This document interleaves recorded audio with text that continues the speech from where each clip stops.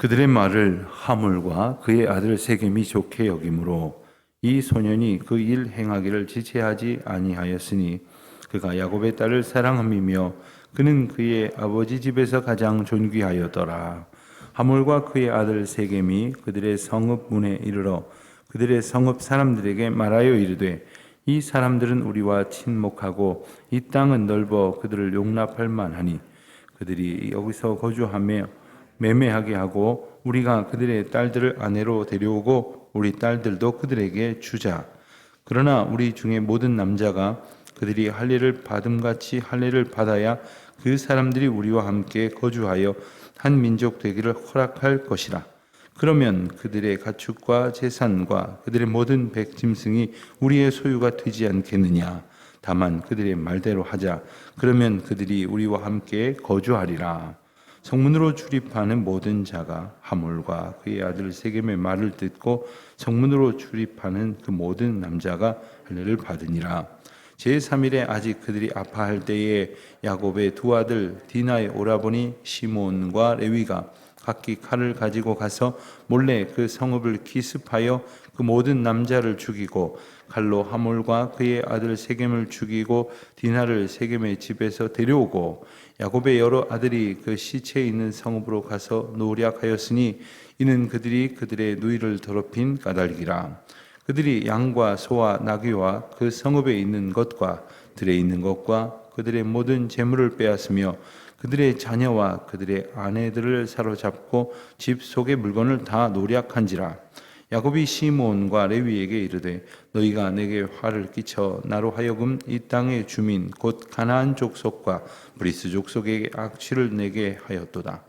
나는 수가 적은즉 그들이 모여 나를 치고 나를 죽이리니 그러면 나와 내 집이 멸망하리라. 그들이 이르되 그가 우리 누이를 장녀같이 대우함이 옳으니까. 아멘. 31절까지 보았습니다. 야곱이 이제 고향 땅으로 돌아가게 되어서 외삼촌 라반의 집을 떠났습니다. 그리고는 그에게 큰 마음의 근심거리이자 부담이었던 에서와의 만남을 하나님의 도우심 가운데에 극적으로 화해하고 그리고 헤어진 후에 그는 가나안 땅으로 향해 가도록 형 에서와 헤어졌습니다. 그런데 우리가 어제 그리고 그제 말씀에서 본 것처럼 그는 가나안 땅으로 쭉 더 진행하지 아니하고 세겜 성에 들르게 됩니다. 세겜 성에서 이해할 수 없는 두 가지 행동을 했습니다. 그것은 바로 세겜 성의 땅을 구입했던 얼마간의 땅을 구입했던 일이고 그리고 오늘 말씀에 나오는 이야기가 또 한 가지입니다. 오늘 말씀에 보면 어제 우리가 본 대로 이제 야곱의 딸 디나가 세겜 성에 갔을 때에 그것을 둘러보러 나갔다 했습니다. 근데 그것을 둘러보러 나갔다 하는 그 말 속에는 아주 중요한 의미가 담겨져 있는 단어가 사용되었는데 그것은 그것을 받아들이러 그것을 배우러 나갔다 하는 그런 의미가 있습니다.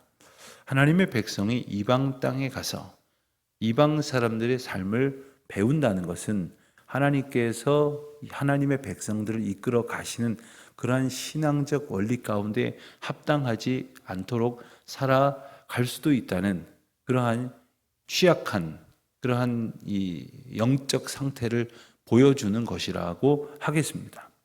우리가 이 세상 사람들과 함께 교제하고 그리고 때로는 그들과 함께하고 그리고 때로는 그들과 연합해야 할 때가 있습니다. 그러나 그 궁극적인 이유는 우리가 믿음의 백성이 서야 할 자리에서 떠나서 그들 가운데로 들어가서 하나가 되는 것이 아니라 결국은 그들을 하나님의 은혜 가운데로 인도하기 위하여 그들과 불화하기보다는 화합해야 하는 것입니다. 논어에 보면 화의 부동이라는 말이 있습니다. 화목하되 같아지지 말아야 된다 하는 겁니다.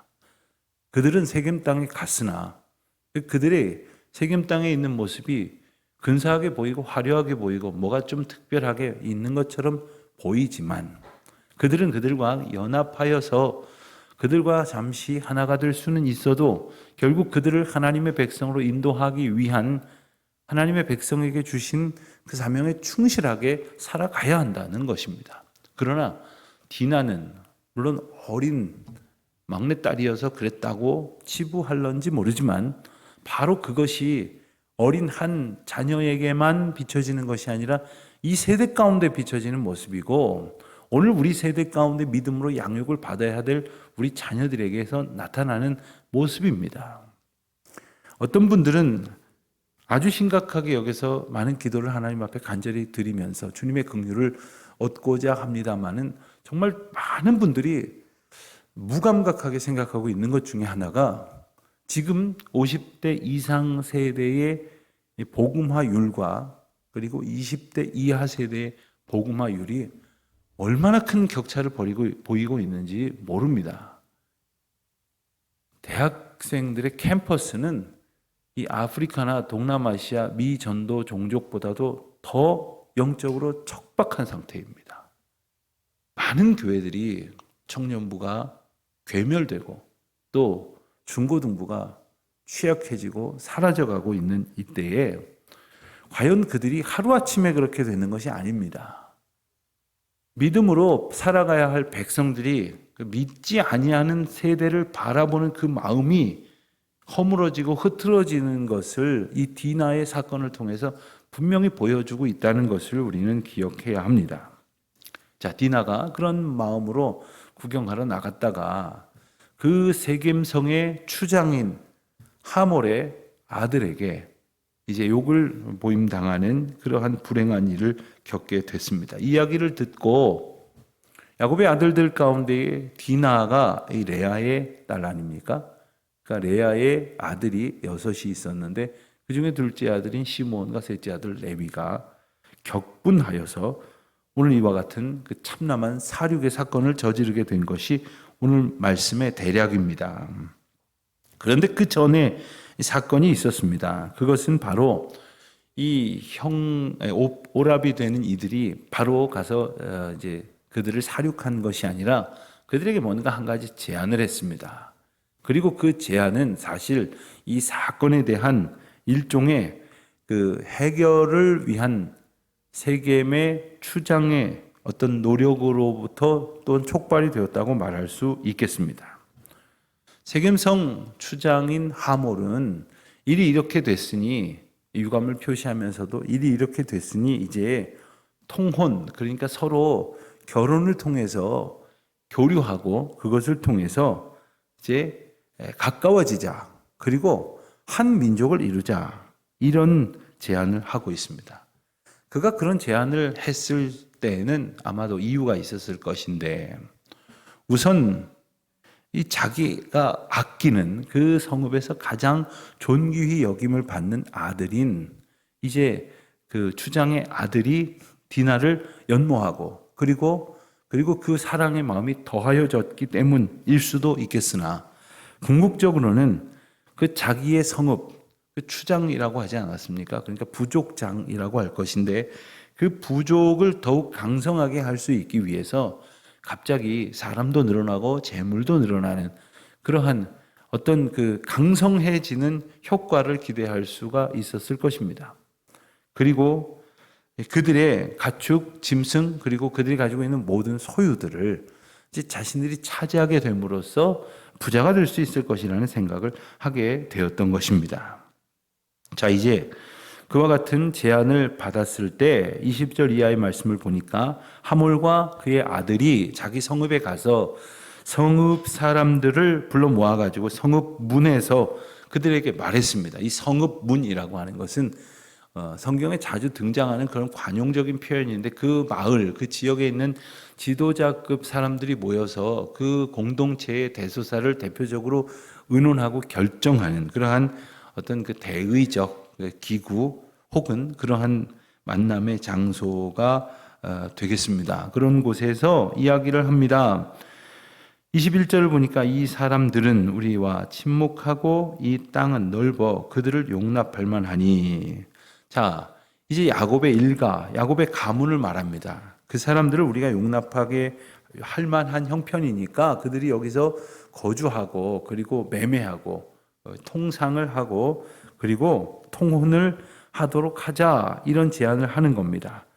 자, 그런데 그들에게 그렇게 되면은 어떤 유익이 있느냐 하면 23절에 보니까 그들의 가축과 재산과 그들의 모든 짐승이 우리의 소유가 되지 않겠느냐, 그러니 그들이 하자는 대로 하자라는 그러한 설득입니다. 그러니까 일반 백성들은 사실 엄밀한 의미에서 별 상관이 없을 수도 있습니다.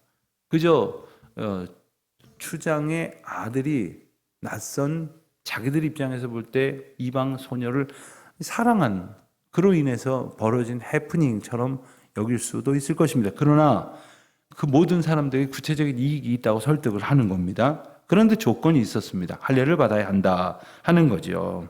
근데 그 모든 사람들이 다 동의를 하고 24절 이하의 말씀을 보면 성문으로 출입하는 자, 이것은 그 지역 공동체에 속해 있는 자를 모두를 일컫는 말이라고 하겠습니다.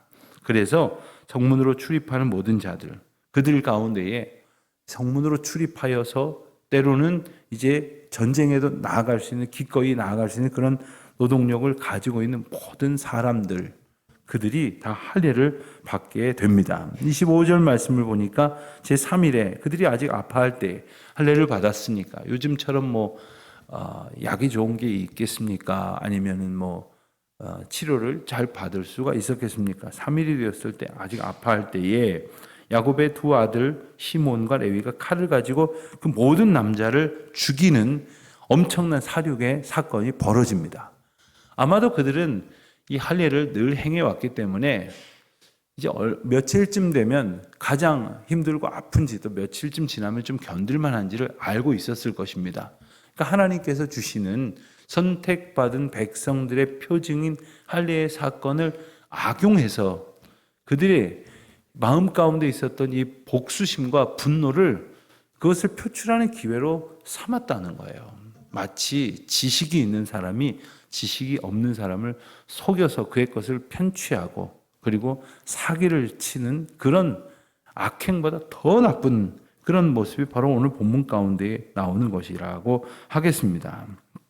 모든 남자를 죽였을 뿐만 아니라 이제 마치 결혼을 시킬 것처럼 그들을 미혹해서 보냈던 디나를 데려오고, 뿐만 아니라 27절부터 29절 말씀을 보면 그들에게 있었던 많은 것들을 노략했다고 했습니다. 여기에는 27절에 나오는 대로 야곱의 여러 아들이 합세를 합니다. 그 전에는 마치 이 사륙의 현장 가운데에는 아마도 같이 가자고 하지 않았겠습니까? 그러나 거기까지는 따라 나서지 않았던 이들도 노략하는, 그러니까 남의 것을 빼앗고 그리고 그것을 훔쳐오는 일에는 그냥 합세를 했다는 것입니다. 언젠간 그런 보도를 본 기억이 있습니다.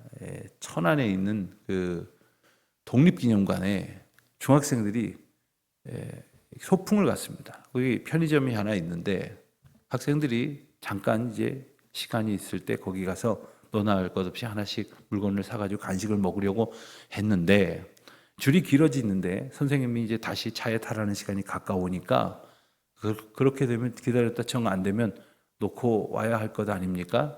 한 아이가 에이 그러더니 휙 자기가 집어 골라놓은 것을 가지고 가버렸습니다. 그러더니 거기 있던 학생들이 우르르 하고 다 가버렸다는 거예요. 더 놀라운 건 그들이 뭘 하나씩 이렇게 들고 오는 걸 보고 그 근처에 있던 아이들까지 들어가서 자기들도 집어가지고 나왔다는 거예요. 사실 이게 인간의 악행이에요. 악행. 은연중에 나만 잘못한 게 아니지 않느냐. 제가 그래서 그랬다. 남에게 핑계대고 전가하면서 자신의 죄악이 얼마나 심각한 것인지를 보지 못하는 그러한 악행의 모습이 우리 모든 인생들에게 있다는 것입니다. 야곱의 아들들을 통해서 하나님은 오늘 분명히 우리에게 그 모습을 보여주십니다. 야곱이 책망을 합니다. 30절 이하의 말씀을 보면 책망을 하기를 너희가 내게 화를 끼쳤다. 나로 하여금 이 땅 주민국 가나안 족속 브리스 족속에 악취를 내게 하였다 라고 말하고 있습니다. 화를 끼쳤고 악취를 내게 했다. 이것은 썩은 냄새가 진동하듯이 야곱의 일가에 대한 정말 불행하고 잘못된 평판이 모든 사람들에게 풍겨 날 수밖에 없도록 했다 하는 겁니다. 그러면서 한편으로는 야곱이 핑계를 댑니다. 나는 수가 적은즉 그들이 모여 나를 치고 나를 죽이리니 그러면 나와 내 집이 멸망하리라. 이 말은 이제 그렇게 되었다라는 말이기도 하지만 사실 나라고 화가 나지 않았겠느냐. 하지만 우리의 수가 적으니 이런 방편을 택할 수밖에 없었다라는 자기 변명이 함축되어 있기도 합니다. 사실 이 딸 사랑하는 막내딸이 이제 이와 같은 참남한 일을 겪는 데 있어서 오빠들은 이렇게 칼을 들고 난리를 부리는 상황이 되었지만 이 본문에 이르기까지 야곱은 한마디도 아무 말도 하고 있지 않았습니다. 아무렇지도 않아서 얘기했습니까? 그러나 그는 이것을 어쩔 수 없는 것이라고 하기보다는 자기가 사는 길을 택하느라 지금 딸에게 이와 같은 불행한 일이 있었음에도 불구하고 비겁하게 이렇게 인간적인 침묵의 방법을 택했다는 것이죠. 여러분, 이것이 또한 이 야곱에게 끊임없이 반복되어 보여지는 인간의 악함 그리고 악행 아닙니까? 자기 살겠다고 어떻게 될지 모르는 위험스러운 상황이라고 판단이 되었음에도 불구하고 자기의 아내들을 앞세우고 자기의 아들들을 앞세우고 자기는 뒤로 숨고 그리고 어떻게 될지 모르는 상황임에도 불구하고 그리고 불행한 일을 당한 딸 디나가 이제 이 욕보임을 당했던 그들의 집안 가운데로 이미 들어가 있는 형편임에도 불구하고 아무런 조치를 취하고 있지 않는 것은 내가 수가 적어서 우리가 다 죽게 생겼으니 어쩔 수 없는 것 아니냐 이런 생각에서 기초했다는 것을 우리로 보게 하는 겁니다. 왜 이때 하나님을 의지하지 아니하고 왜 이때 하나님을 의지해야 한다는 것을 아들들에게 가르쳐 주지 않고 있는 것입니까? 야곱은 49장 5절로 7절 말씀에 가서 보면 나중에 야곱이 유언을 할 때에 이 시몬과 레위의 이 잔혹한 범죄에 대해서 분명히 언급을 하고 책망을 하는 장면이 나옵니다. 이미 한 도주 전에 말씀을 드렸지만 야곱 가문의 영적인 어떤 계보를 잇는 사람이 장자도 아니고 둘째 셋째 아들도 아니고 넷째 아들 유다로 이어지게 된 이유가 바로 이 사건과 무관하지 않다는 말씀도 드린 바가 있습니다. 이것은 말할 수 없이 불행한 사건입니다.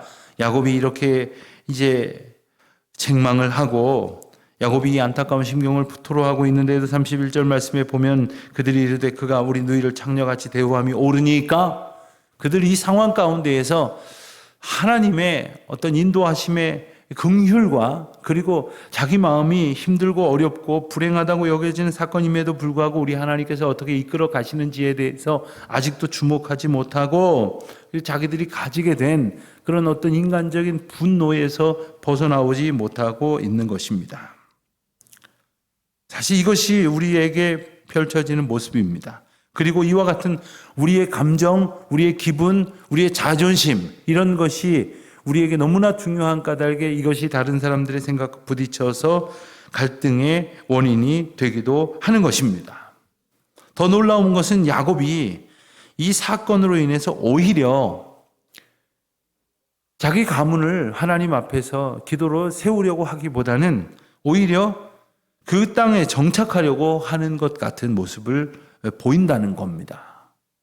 하나님께서 인도하시는 그 인도하심으로 따라가지 아니하고 지금 상황으로 보니까 세겜성 정도 되는 곳에 정착하는 것이 좋겠다라고 하는 그의 계산 속을 드러내고 있는 것입니다. 그렇습니다.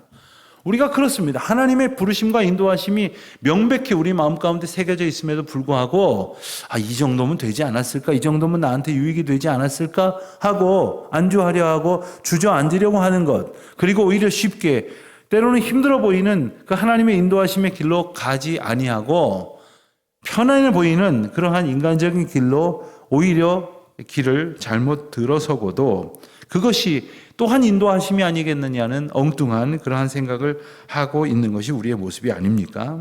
하나님 앞에 모든 사건을 통해서 날마다 새로워지게 하시고 정결하게 하시고 그리고 그 뜻 가운데 순전하게 하시려고 인도하시는 주님의 부르심과 그리고 주님의 소명 그리고 사명을 늘 생각하는 우리 모두가 되시기를 바라며, 내가 오늘 어디로 인도함을 받았는지를 생각하여서 지금 우리가 걷는 한 걸음 한 걸음의 자리들이 우리를 때로는 여러 가지 이유로 주저앉히게 하고 미혹하게 하지만, 우리가 끝끝내 하나님의 부르심과 인도하심만을 바라보면서 믿음의 길로 걸어갈 수 있는, 그 믿음의 길로 걸어가는 데 있어서 우리 주님께서 능히 힘주시고 은혜 주셔서 인도하심을 우리가 경험해가는 복된 저와 여러분의 이 하루가 되시기를 주님의 이름으로 축원드립니다. 하나님 아버지, 감사합니다. 이 세상의 여러 가지 사건 가운데에 휩쓸리지 않도록 믿음 위에 믿음 더하여 주시고, 오늘도 저희를 주님의 거룩하신 은혜 가운데 붙들어 주심을 감사드립니다. 그 은혜를 오늘도 풍성히 베풀어 주시옵소서. 예수님의 이름으로 기도합니다. 아멘.